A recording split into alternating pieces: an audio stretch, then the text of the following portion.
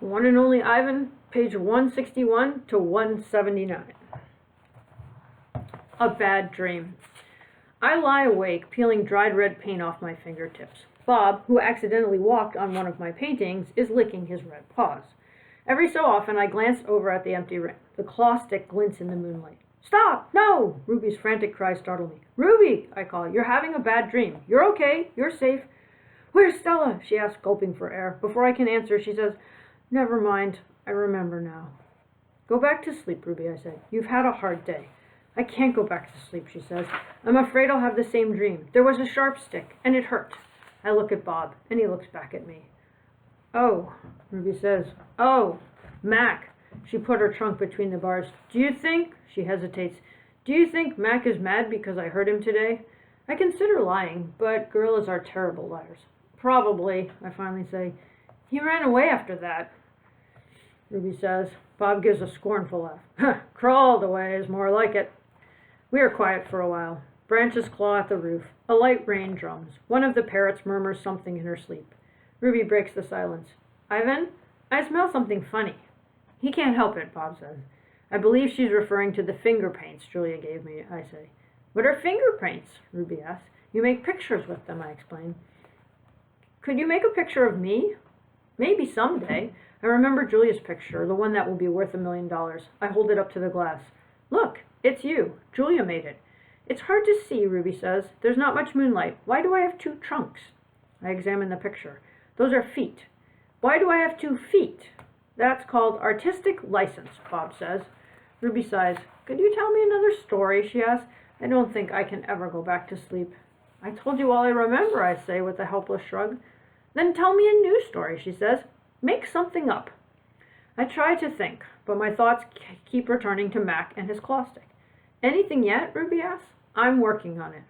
"Ivan," Ruby presses, "Bob says you are going to save me." I search for true words. "I'm working on that too." "Ivan," Ruby says in a voice so low I can barely hear her, "I have another question." I can tell from the sound of her voice that this will be a question I don't want to answer. Ruby taps her trunk against the rusty iron bars of her door.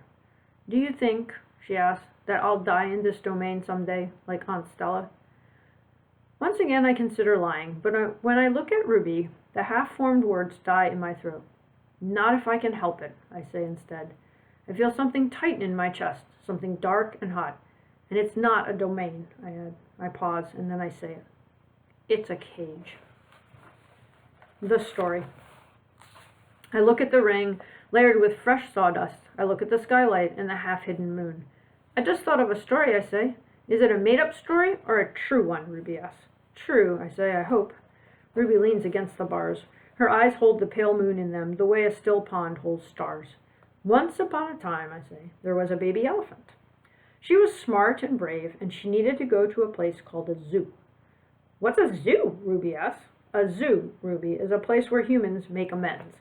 A good zoo is a place where humans care for animals and keep them safe." "Did the baby elephant get to the zoo?" Ruby asks softly. I don't answer her right away. "Yes," I say at last. "How did she get there?" Ruby asks. "She had a friend," I say, "a friend who made a promise." How? It takes a long time, but finally Ruby returns to sleep.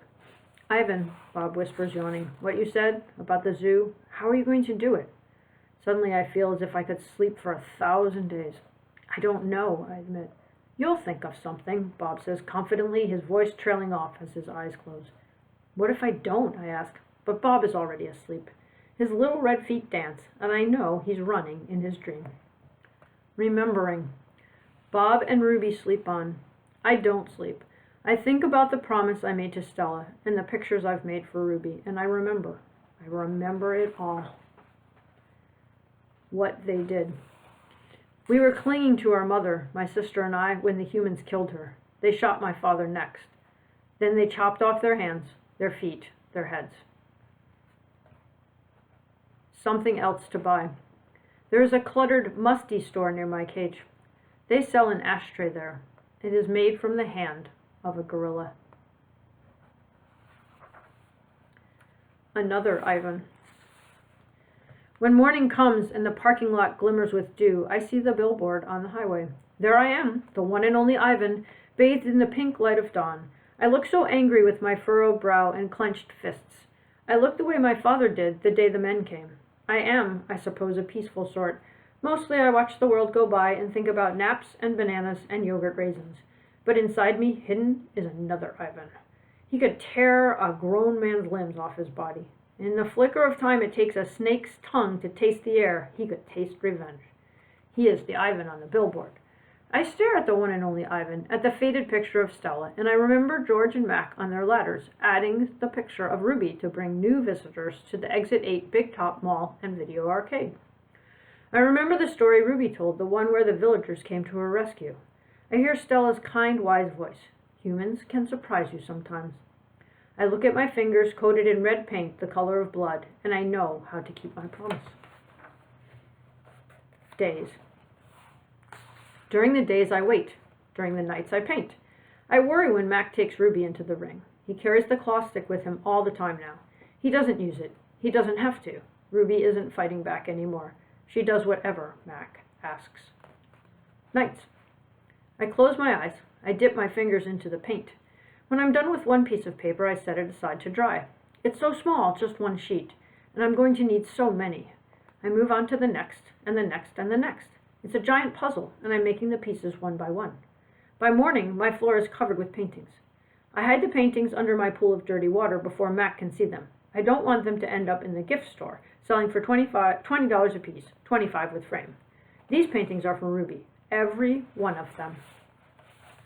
Project. Ivan, Ruby asks one morning when I am trying to nap, why are you always so sleepy during the day?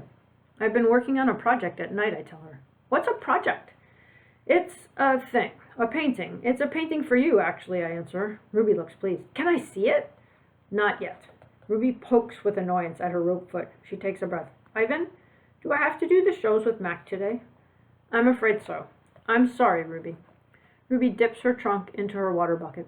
That's okay, she says. I already knew the answer. Not right. It's night again, and everyone's asleep. I look at the picture I have made, one of dozens. It's smudged and torn, a muddy blur. I place it beside the others lining my floor. The colors are wrong. The shapes are off. It looks like nothing. It's not what I'm trying to create. It's not what it's meant to be. It's not right, and I don't know why. Across the parking lot, the billboard beckons, as it always does. Come to the Exit 8 Big Top Mall and Video Arcade, home of the one and only Ivan, mighty Silverback. If I could use human words to say what I need to say, this would all be so easy. Instead, I have my pots of paint and my ragged pages. I sigh. My fingertips glow like jungle flowers. I try again.